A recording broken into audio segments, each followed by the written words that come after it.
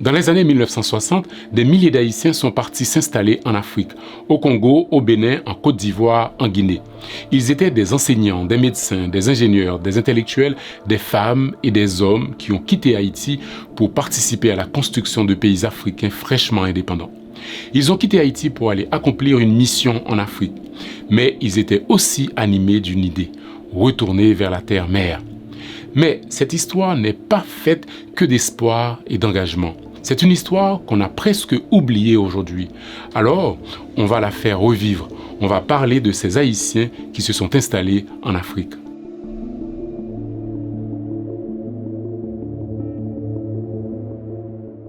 Les liens entre Haïti et l'Afrique ne sont pas uniquement historiques ou symboliques. Il y a eu des coopérations concrètes et significatives entre Haïti et le continent noir. Mais cela a souvent été occulté.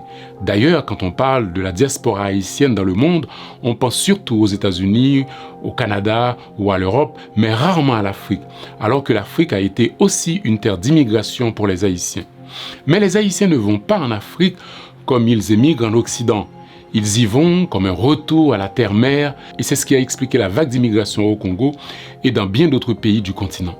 Dans les années 60, l'exode des Haïtiens vers l'Afrique est massif. Des professionnels haïtiens qualifiés sont partis travailler en Afrique afin d'aider des pays qui venaient d'accéder à l'indépendance. Certains avaient intégré le personnel de l'ONU venu prêter main forte à ces pays africains. D'autres étaient directement employés comme cadres par le gouvernement du pays d'accueil. C'est ainsi le cas d'un médecin haïtien du nom de Joseph Desjans qui deviendra conseiller au ministère des Affaires étrangères de la Guinée.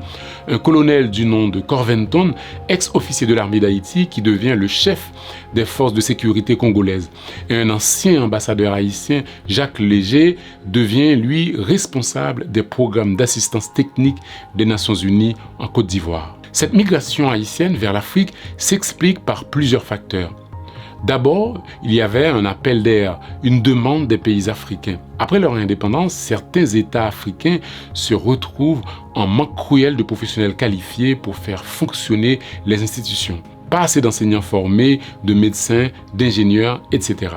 Ils ont donc fait appel aux Nations Unies qui recrutent alors massivement des professionnels francophones. Et le choix s'est vite porté sur les Haïtiens. Pourquoi ? Parce qu'ils étaient noirs, francophones et historiquement liés à l'idée de souveraineté noire. Il faut se rappeler qu'Haïti est quand même la première république noire indépendante au monde depuis 1804. Et pour ces pays africains qui venaient d'accéder à l'indépendance, c'était quand même quelque chose. Le deuxième facteur qui poussait les Haïtiens à partir en Afrique était le contexte politique en Haïti. Les années 60 et 70, c'était Duvalier et à l'époque, de nombreux intellectuels et professionnels haïtiens étaient menacés politiquement. Donc, ça a encouragé certains à quitter le pays, mais il ne faut pas imaginer que ce mouvement d'immigration était simplement motivé par des motifs politiques anti-duvalieristes. Le contexte a facilité le départ de certains, mais le mouvement était guidé par autre chose. Les Haïtiens partaient vers quelque chose, vers un idéal que représente l'Afrique, et c'est un point important qu'on va développer plus loin. Les Haïtiens qui partaient pour l'Afrique étaient surtout ce qu'on appelle des gens qualifiés. Des professeurs, des directeurs d'école, des médecins, des avocats, des ingénieurs, on l'a dit. En 1962, ils constituaient le deuxième plus grand contingent d'experts de l'ONU au Congo, juste après les Français. Certains se sont installés pendant des décennies avec leurs familles. Des enfants haïtiens naissent et grandissent en Afrique. C'est le cas d'ailleurs du cinéaste haïtien Raoul Peck qui a passé son enfance en Afrique. Il est arrivé au Congo avec son père au début des années 60. Son père, Herbert Peck, fait partie du premier contingent de professionnels haïtiens recrutés pour travailler au Congo après l'indépendance du pays. La famille vivait à Kinshasa qui s'appelait alors Léopoldville. Ils y ont vécu pendant plusieurs années. Marqué par la vie politique du pays, Raoul Peck va réaliser plus tard un film notable sur Patrice Lumumba, l'une des principales figures de l'indépendance du Congo, assassiné en 1961. Une autre personnalité célèbre qui s'est installée en Afrique à cette époque-là est Maurice Sixto. Maurice Sixto est considéré comme l'un des plus grands humoristes et conteurs haïtiens. Il est surtout célèbre pour l'audience que connaissent tous les Haïtiens. Il a fait partie des cadres et intellectuels haïtiens partis en Afrique pour accompagner les nouveaux États africains après leur indépendance. Maurice Sixto s'est installé au Congo en 1961. Il a travaillé comme professeur et a enseigné l'anglais, le français, le latin et les sciences sociales dans les établissements scolaires. Il y est resté environ 9 ans entre 1960 et 1969, avant de partir pour Paris, puis pour les États-Unis où il meurt en 1984. L'ancienne ministre haïtienne Marie-Jocelyn Lassègue a passé son enfance au Zaïre. Le grand poète indigéniste haïtien Jean-Fernand Brière a passé près de 25 ans au Sénégal. L'enseignante panafricaniste haïtienne Baïna Bello a aussi passé sa jeunesse au Libéria où elle a rejoint ses parents avant d'aller faire ses études au Nigeria. La liste est longue des personnalités haïtiennes qui ont vécu en Afrique à cette époque-là. En Afrique, les Haïtiens ne se voyaient pas comme des exilés ni comme des technocrates occidentalisés ou des fonctionnaires de l'ONU privilégiés qui vivaient séparés des populations locales. Au contraire, ils se considéraient comme des Noirs de la diaspora qui retournent en Afrique. Au Congo, par exemple, ils vivaient souvent dans les mêmes quartiers que les Congolais, utilisaient les transports en commun et soutenaient parfois les Congolais contre l'ONU pour laquelle ils travaillaient. Mais en même temps, la situation n'était pas toujours très confortable pour ces Haïtiens. Certains Africains se méfiaient des Haïtiens car ils arrivaient via l'ONU. Ils étaient perçus parfois comme des intermédiaires, des colons noirs. Mais il faut retenir tout de même qu'une majorité des Africains les voyaient plutôt comme des frères noirs. En 1960, après son indépendance de la Belgique, le Congo compte seulement 29 diplômés d'université et à peu près une centaine de diplômés du secondaire. L'ancienne administration coloniale belge ne se souciait pas de la formation d'une élite locale. Après l'indépendance du Congo, les professeurs belges quittent le pays massivement. Pour faire face à la situation, le gouvernement congolais fait appel aux Nations Unies qui lancent à travers l'UNESCO une vaste campagne de recrutement de professeurs dans le monde afin de maintenir l'ouverture des classes pour les enfants congolais. Dès le départ, le choix s'est porté sur les Haïtiens. D'abord parce que les Haïtiens étaient francophones et représentaient aux yeux des Congolais des frères noirs qui avaient un long passé de peuple libre. Et ensuite, plus concrètement, la présence de 2 Haïtiens à la tête de la mission de l'UNESCO au Congo, va faciliter les choses. Il s'agit d'Edmond Sylvain, ancien doyen de la faculté de droit de l'Université d'État d'Haïti, et surtout de Maurice Dartigue, ancien ministre haïtien de l'Éducation nationale. Ces 2 hommes vont se mettre en 4 pour faire venir des professionnels haïtiens au Congo. À cette époque, Haïti avait déjà une longue tradition d'enseignement supérieur et le pays comptait d'innombrables professionnels de haut niveau. En 1962, les Haïtiens constituaient le 2e contingent le plus important d'experts du personnel de l'ONU au Congo. En plus de Maurice Dartigue et d'Edmond Sylvain qui dirigeait la mission de l'UNESCO en Afrique, un autre Haïtien, le docteur Atema Belrive, dirigeait l'équipe médicale de l'Organisation mondiale de la santé qui comptait de nombreux médecins haïtiens. En 1963, la force militaire de l'ONU au Congo était commandée par un autre Haïtien du nom de Max Dorsainville. Pendant plusieurs années, les Haïtiens vont aider les Congolais à mettre en place les infrastructures du pays et à pallier la faiblesse de la classe dirigeante.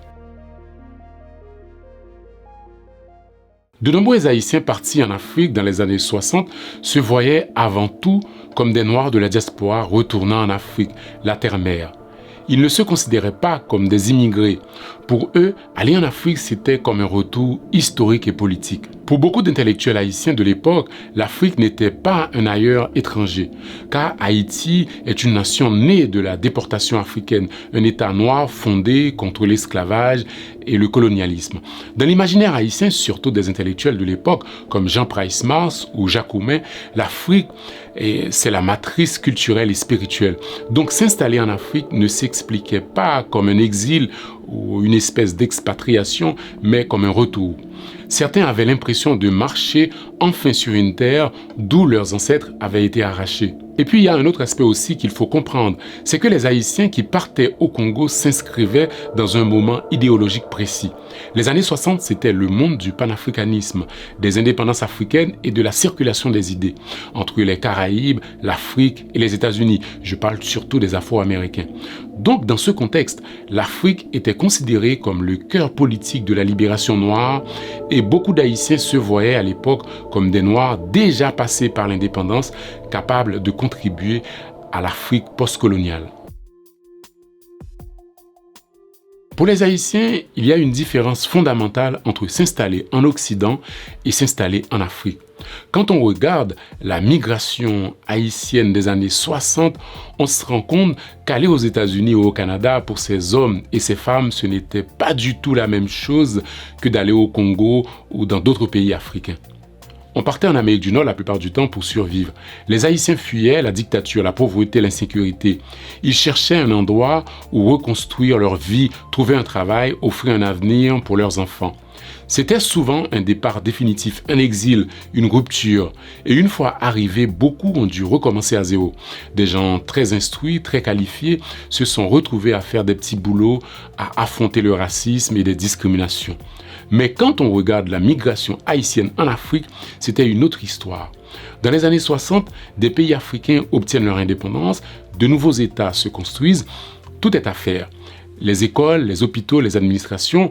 Et à ce moment-là, beaucoup d'Haïtiens partaient non comme des réfugiés, mais comme des professionnels, des enseignants, des médecins, des ingénieurs, des cadres, comme on vient de l'expliquer plus haut. Ils sont recrutés pour leurs compétences. On a besoin d'eux. Ils ne partent pas pour fuir seulement, ils partent aussi pour participer. Aller en Afrique, c'était pas juste quitter Haïti, c'était entrer dans un mouvement historique. C'était prendre part à la naissance de nations africaines. Et ça change tout. Sur le plan symbolique aussi, la différence était énorme. En Amérique du Nord, les Haïtiens deviennent une minorité immigrée noire, souvent perçue comme étrangère, souvent marginalisée. En Afrique, malgré les difficultés, certains Haïtiens se voyaient comme des membres d'un même monde noir, séparés par l'esclavage et qui se retrouvaient. Et ça donne un sens particulier à leur présence. Enfin, il y a un autre point important. La migration haïtienne vers les États-Unis et le Canada est devenue, un point central dans l'histoire haïtienne. On en parle beaucoup, on l'étudie, on la raconte, mais la migration vers l'Afrique, elle, a été largement oubliée alors qu'elle a été un moment clé d'engagement haïtien dans le monde postcolonial. Cette invisibilité explique pourquoi aujourd'hui l'Afrique est presque absente de l'imaginaire de la diaspora haïtienne. Donc, là où l'Amérique du Nord a surtout incarné l'exil et la survie, l'Afrique postcoloniale a représenté pour certains Haïtiens un espace de symbole, d'action et de projection collective. Un lieu où ils pouvaient s'inscrire dans une histoire noire globale. Et comprendre ça, c'est comprendre pourquoi cette migration ne peut pas être racontée de la même manière que l'immigration haïtienne en Occident. Il y a maintenant un aspect plus sombre de cette histoire qu'on ne peut pas ignorer. Les Haïtiens qui sont partis travailler en Afrique passent parfois 10, 15, 20 ans. Puis certains restent en Afrique, beaucoup retournent en Haïti et d'autres émigrent vers les États-Unis ou le Canada. Il y avait à cette époque-là une vraie circulation entre Haïti, l'Afrique et l'Amérique du Nord. Et c'est là que va avoir un problème. Un drame, si vous voulez. Au début des années 80, quand le sida apparaît aux États-Unis, les autorités sanitaires cherchent rapidement une origine. Et très vite, certains chercheurs avancent une hypothèse simpliste. Ils expliquent que le virus du sida viendrait d'Afrique, serait passé par Haïti, puis serait arrivé aux États-Unis. Pourquoi Haïti ? Parce que beaucoup d'Haïtiens avaient vécu en Afrique quelques années plus tôt. On fait donc un raccourci dangereux.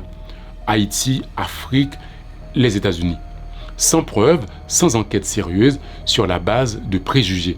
Cette théorie est reprise par les médias, elle devient une vérité dans l'opinion publique. Dans les premiers rapports du Centre pour le contrôle et la prévention des maladies, CDC aux États-Unis, datant de 1982, voici ce qu'on pouvait lire. Les personnes nées en Haïti et vivant désormais aux États-Unis étaient classées parmi les groupes présentant le plus haut risque de contracter le sida. Et les conséquences sont terribles. Les Haïtiens sont désignés comme responsables de la maladie. Ils sont classés comme groupe à risque. Ils sont rejetés, discriminés, humiliés. Des gens perdent leur travail, des familles sont isolées, des enfants sont stigmatisés. Cela va créer une mobilisation sans précédent des Haïtiens pour dénoncer cette discrimination. Des artistes, des militants, des citoyens, des intellectuels sont montés au créneau pour dénoncer cette discrimination. On se rappelle la célèbre chanson d'Ansi de Rose. Beaucoup d'autres populations avaient aussi voyagé en Afrique à cette époque-là. Il y a eu des Français, des Belges, des Canadiens et même des missionnaires américains, alors qu'eux n'ont pas été accusés. Les Haïtiens étaient des boucs émissaires idéaux noirs, pauvres et immigrés. Plus tard, les scientifiques vont démontrer que cette théorie accusant les Haïtiens est fausse. Le VIH circulait déjà aux États-Unis avant. Haïti n'est pas à l'origine de l'épidémie. Les Haïtiens ont servi de bouc émissaire. Ce qu'il faut comprendre à cette époque-là, c'est qu'il y avait d'abord la peur de l'Afrique, la peur des immigrés et la peur des Noirs. Et les Haïtiens cumulaient, on va dire, toutes ces catégories-là. Quand on repense à ces Haïtiens partis en Afrique dans les années 60, on comprend que ce n'était pas juste une histoire de migration classique. C'était comme un acte de foi et de solidarité. Ils ont quitté un pays en crise pour aller aider d'autres peuples à se relever. Parce qu'à l'époque, Haïti, ça n'allait pas non plus. C'était des femmes et des hommes qui ont aidé des pays africains à se reconstruire et en même temps ont essayé à leur manière de réparer une histoire brisée par l'esclavage et la colonisation. Merci de m'avoir accompagné jusqu'au bout dans cette aventure sur les traces de ces Haïtiens partis travailler en Afrique. Prenez soin de vous et à bientôt pour une nouvelle page d'histoire. Au revoir.